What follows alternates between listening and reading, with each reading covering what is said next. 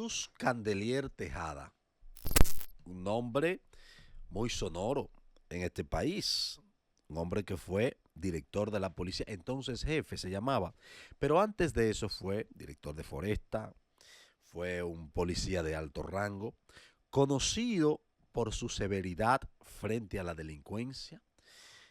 Candelier tiene hasta un merengue que le hizo Toño Rosario. Candelier era el cuco de la delincuencia. Primero el cuco en Foresta, de los depredadores del medio ambiente, o en Floresta, y después fue el cuco en la policía. También dirigió la AMET en un momento. Un hombre de historia.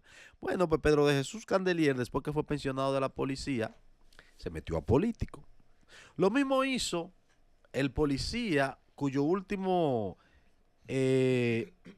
puesto fue la DNCD, director de la DNCD, Rolando Rosado Mateo. Dos policías de esta categoría salieron pensionados y se metieron a político. Y oh sorpresa, se metieron a político con Leonel Fernández. Con Leonel Fernández, que era el gobierno, cuando ellos ocupaban estos espacios de primacía. Aunque en el caso de Candelier también fue jefe de la policía en otro gobierno. Creo que en el de Hipólito también, una parte del de Hipólito. Entonces, se abre el abanico. En el caso de Candelier está aspirando a la comisión ejecutiva, así que se llama, dirección ejecutiva. Dirección política. Dirección política, esa misma vaina, es todo lo mismo. De la Fuerza del Pueblo. No, Y Rolando Rosado Mateo, eso es todo lo mismo. Y Rolando Rosado Mateo es parte de la comisión central. Y abro el debate. Se cae el mento, se cae el manto de que la policía es apolítica, es apartidista. Porque inmediatamente salen de la policía, entran y no solo a simpatizar en un partido político, a militar y a buscar ser parte de la dirección de un partido político. Eso no es la primera vez, porque Zorrilla Osuna es funcionario del PLD.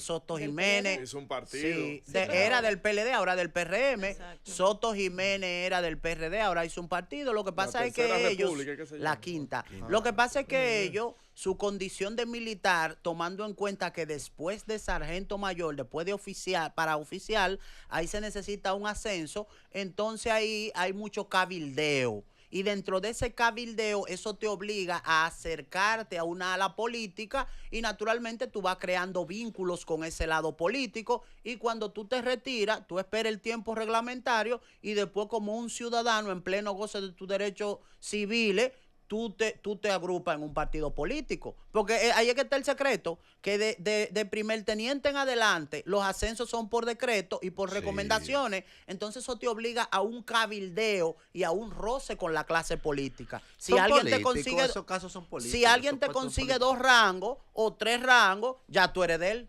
Esos puestos son políticos. Exacto. Independientemente de que las personas decidan estar o no en la milicia, la realidad es que la idiosincrasia del dominicano es eminentemente política. Entonces, de una manera u otra, yo creo que por eso es que cuando terminan su tiempo dentro de los cuerpos castrenses, entonces al final deciden entrar a la política. Porque la realidad es que la política, igual que la pelota, mueve todo en la República Dominicana. Fíjate que tenemos una supuesta ley que prohíbe que nosotros estemos en política y qué es lo que, o sea, la política ha seguido, yo creo que desde el 2019, que yo recuerde, o sea, nosotros hemos seguido en política constante, no hay manera de parar. Bateo y corrido. Máximo. ¿Entraron a la política después que salieron de sus mandos en la policía o eran políticos en la policía? Eran políticos en la policía, igual que los que están ahora, igual que los que vendrán, igual que los que por los siglos de los siglos, amén. Entonces... Nadie pasa de un rango a otro sin una coyuntura. Pues entonces es hipocresía el impedir que los policías no voten y no participen en política. Los policías deberían votar. No. Vamos, Jorge, argumenta ahí. Los policías deberían votar porque los policías son civiles, no son militares. Aquí los militares, obviamente, sí, no, particularmente entiendo, no deben de votar. Pero los policías, claro, que son ese cuerpo civil armado, deberían de votar porque los policías están en contacto con la gente y conocen de esas impresiones sociales que tienen en la vida cotidiana la gente en la calle, lo que piensa, se sientan en el colmado, comparte y todo eso. Yo no lo veo mal. Pero en el caso te voy a poner uno más simple. Por ejemplo, tú tienes los deportistas de alto rendimiento Es decir, lo que van a representar al país, en su gran mayoría, se le paga mediante la Policía Nacional, ¿lo asimilan? ¿En serio? Sí, claro que sí. Pero eso es para competir en los Juegos Militares, para ganar logros para la institución. También por la parte económica. Es por la parte económica. Los asimilan para pagarle algo por ahí, una remuneración, y ya inmediatamente se le elimina el derecho de voto. Derecho al voto. O sea, aquí ese tema de los policías, que son ciudadanos igual que cualquiera, como el que más, van al supermercado igualito, van a una bomba de combustible igualito.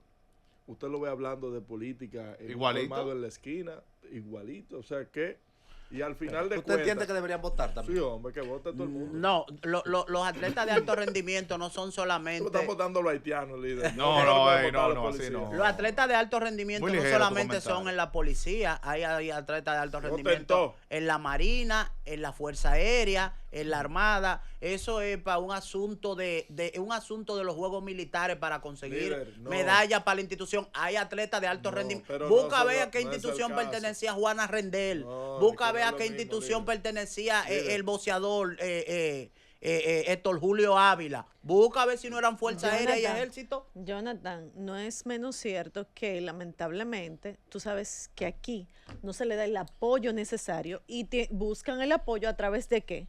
A través de los cuerpos castrenses. Sí, pero cuando tú hablas de la policía, no son estrictamente de la policía, están diseminados en todos los tú cuerpos. lo que quieres es que hagamos el mea culpa y que digamos que no solamente es a través de la policía, sino a través de los diferentes cuerpos castrenses. Estamos de la policía y cuerpos castrenses. Pero estamos hablando de la policía, Jorge lo motiva, porque bueno, no son militares. Interactúan con la sociedad. No son militares, son ciudadanos del orden. Sí, pero en el caso de los militares, que también después que salen entran al activismo político, como los ejemplos que daba Jonathan de Zorrillo Zuna, y en el caso de Soto Jiménez, aunque esos dos han entrado formando su partido, su organización política. No se adhirieron a un partido, a un líder político.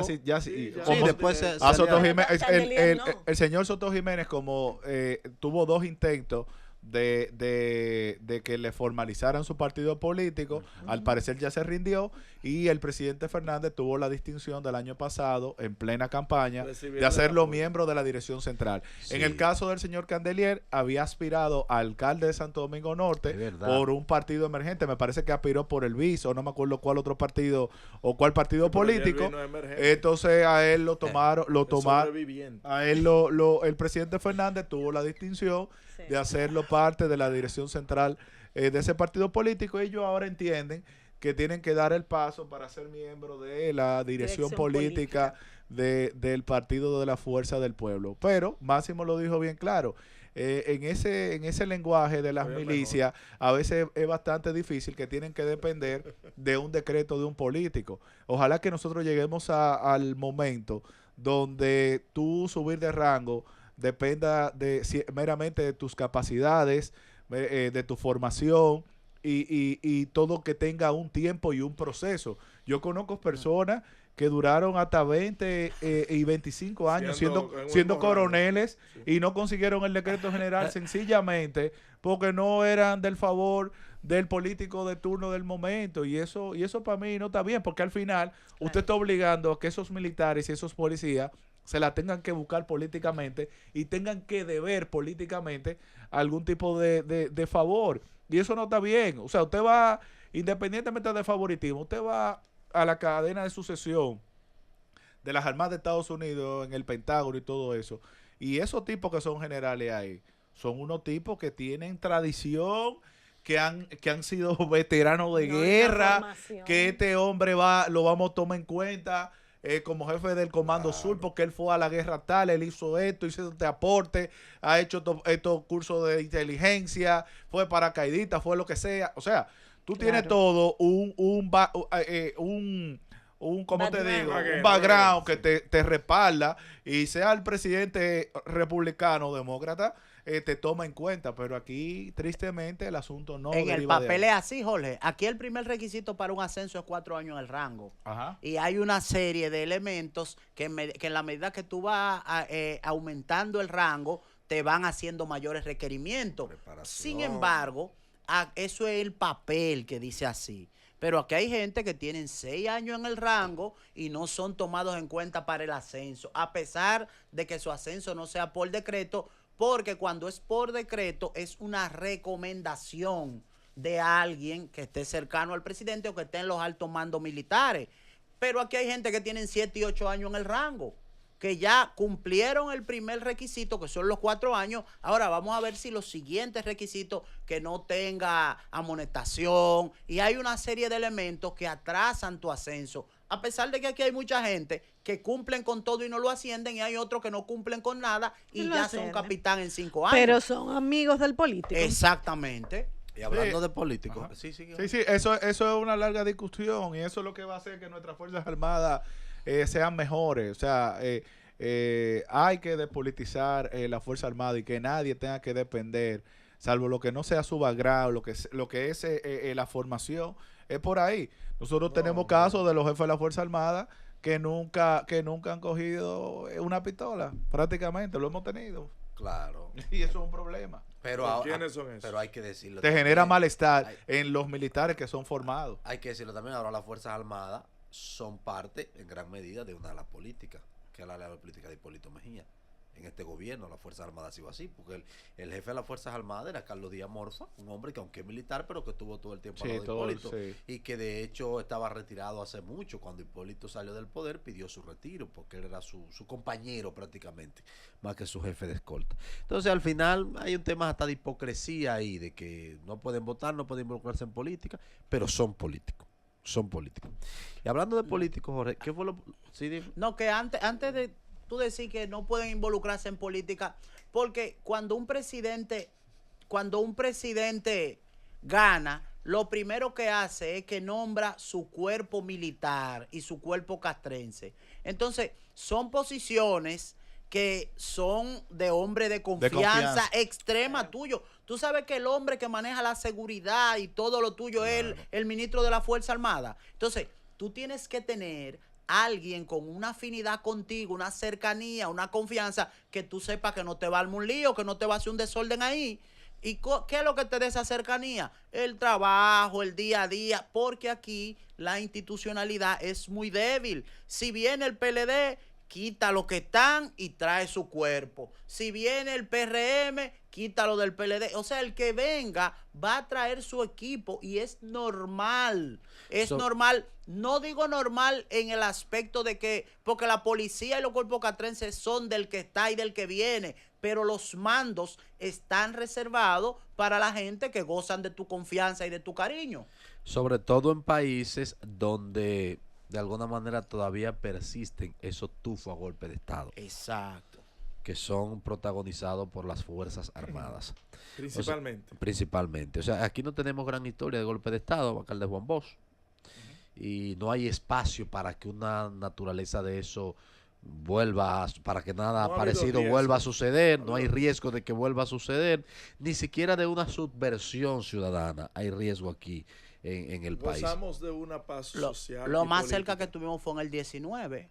Cuando se arengó la Marcha Verde, Plaza de la Bandera. Bueno, que no fue golpe de Estado. Y los defensores de la Constitución, los motoconchos de la Constitución. No, pero eso no llegaba no fue ni lo de la Marcha Verde tampoco llegaba a tema de subversión. Además, aquí los temas de subversión, aquí hay los temas de subversión también hay que decirlo. Fue como, no, como los temas de subversión, fue como cuando Balaguer agarró y destruyó la colilla.